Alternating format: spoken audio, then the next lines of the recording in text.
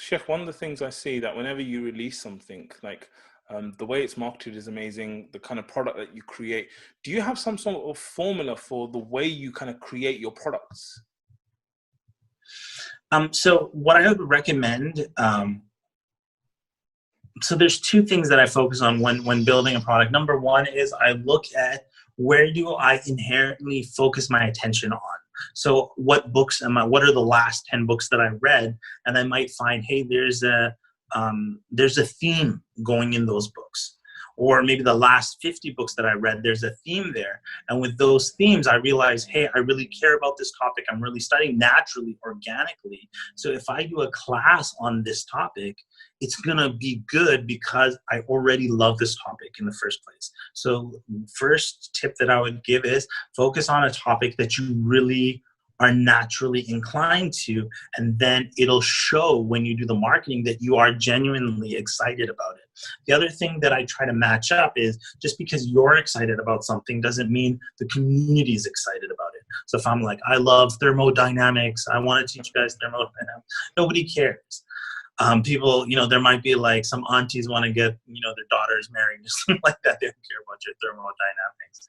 So you also want to couple that with what's a problem that the Muslim community has.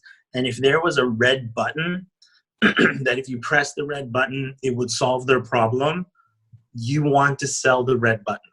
So your product needs to be like, hey, press this button. Remember that problem that all of you guys have? Yeah, press this red button, it will be solved.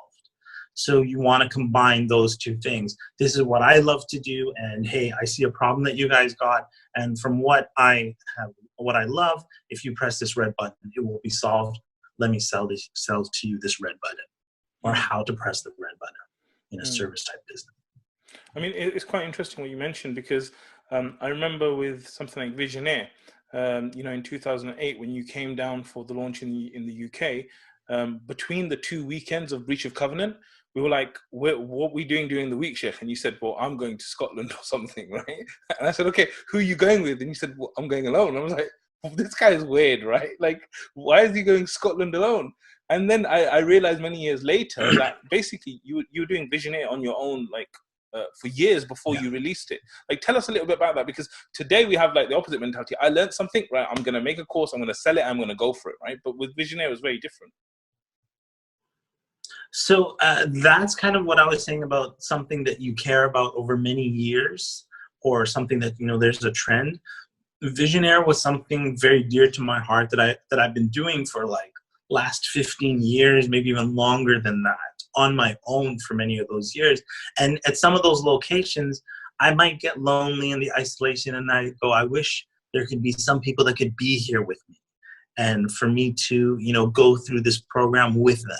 So, a small group of people. So that eventually became, hey, you know what? I want to teach this. I care about it. Nobody understands what it is anyway, but let's all go to St. Andrews, Scotland. And that was where we first had our first Visionaire, 2013 or something like that. Oh, sure. Okay, excellent.